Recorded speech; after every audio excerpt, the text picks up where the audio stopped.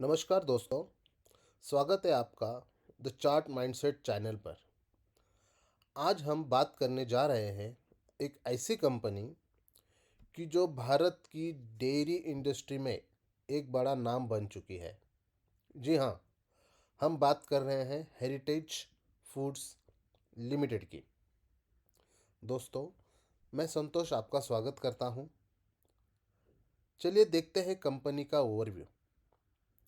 Heritage foods की शुरुआत 1992 में हुई थी और इसे स्थापित किया था आंध्र प्रदेश के मुख्यमंत्री श्री चंद्रबाबू नायडू ने। कंपनी का मुख्य काम है डेयरी प्रोडक्ट्स बनाना, जैसे दूध, दही, घी, पनीर और आइसक्रीम। दक्षिण भारत में इसकी मजबूत उपस्थिति है और अब यह कंपनी पैन इंडिया एक्सपांड कर रही है। इसके बाद देखते हैं इसका फाइनेंशियल प्रदर्शन। चलिए अब बात करते हैं कंपनी के कुछ प्रमुख फाइनेंशियल आंकड़ों पर। इसका मार्केट कैप 4268 करोड़ प्लस है। पीई रेशो 24.18 है। आरओसीई 25.28% है। डेब्ट टू इक्विटी कम है, मतलब बहुत ही कम कर्ज। प्रोमोटर्स होल्डिंग 40% से भी अधिक है। ये आंकड़े हमें बताते हैं कि कंपनी फायदे में है और लॉन्ग टर्म निवेश के लिए एक मजबूत आधार रखती है। अब देखते हैं इसके ग्रोथ के कारण। ऐसे कौन से कारण हैं कि ये स्टॉक में अच्छी खासी ग्रो हमें देखने को मिल रहा है। हम 4 कारणों पर डिस्कस करेंगे। पहला है वैल्यू एडेड प्रोडक्ट्स।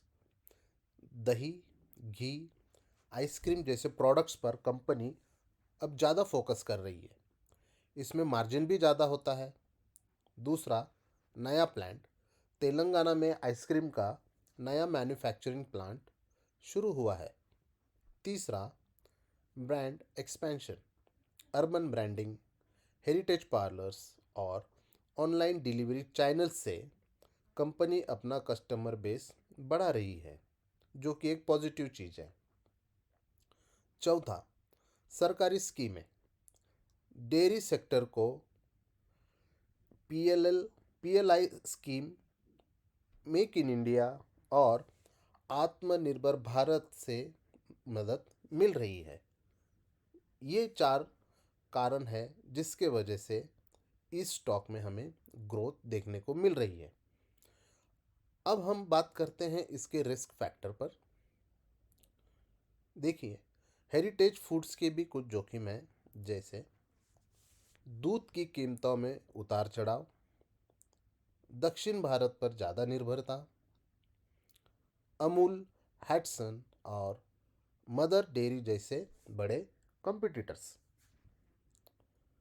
इसके बाद देखते हैं हम कंपनी का प्रदर्शन और उसका टेक्निकल एनालिसिस के साथ संभावित टारगेट्स।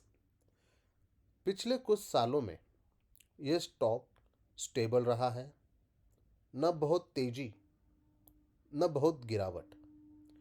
यह एक लो रिस्क सस्टेनेबल रिटर्न वाला स्टॉक माना जा सकता है। तो चलिए अब इस चार्ट में हम देखते हैं कि इसके कौन से बेस हो सकते हैं, कहाँ तक ये टारगेट्स हमें आने वाले समय में दे सकता है। यह एक डिविडेंड स्टॉक है। इसका टाइम फ्रेम मंथली है और इसका एनालिसिस हम लॉन्ग टर्म बेसिस पे कर रहे हैं। सबसे पहले बता दूं, मैं कोई सेबी रजिस्टर्ड एडवाइज़र या फाइनेंशियल एडवाइज़र नहीं हूं। यह एक एजुकेशनल पर्पस के लिए है। आप जब भी पेपर ट्रेड करेंगे तो आप इसमें आपका रिस्क और रिस्क मैनेजमेंट प्रॉपर रखिए।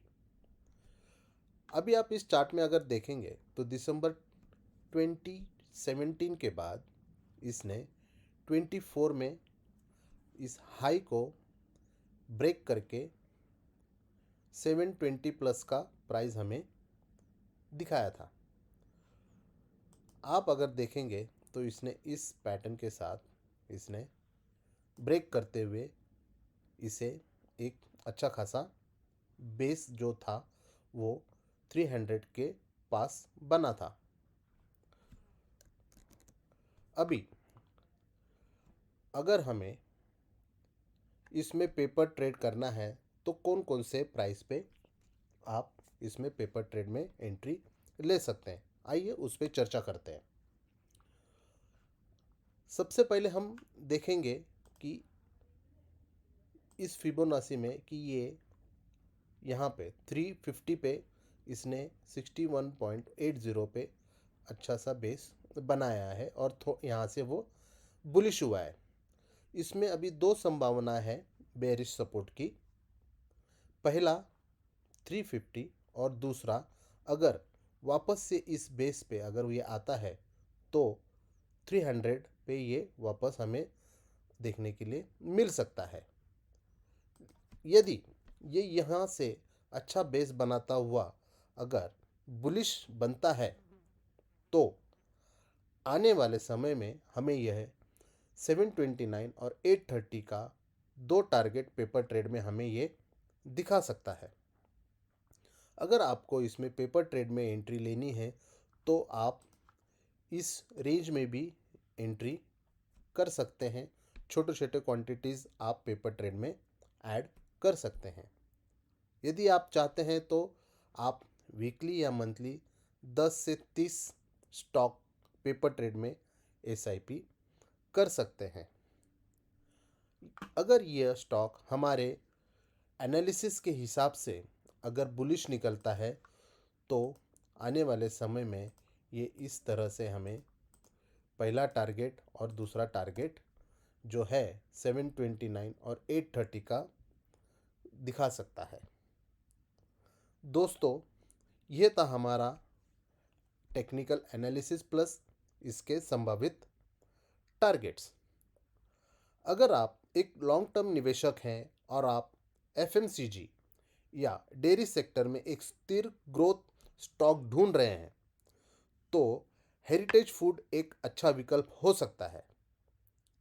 अगर यह वीडियो आपको पसंद आया हो तो लाइक करें, शेयर करें और चैनल को सब्सक्राइब करना ना भूलें।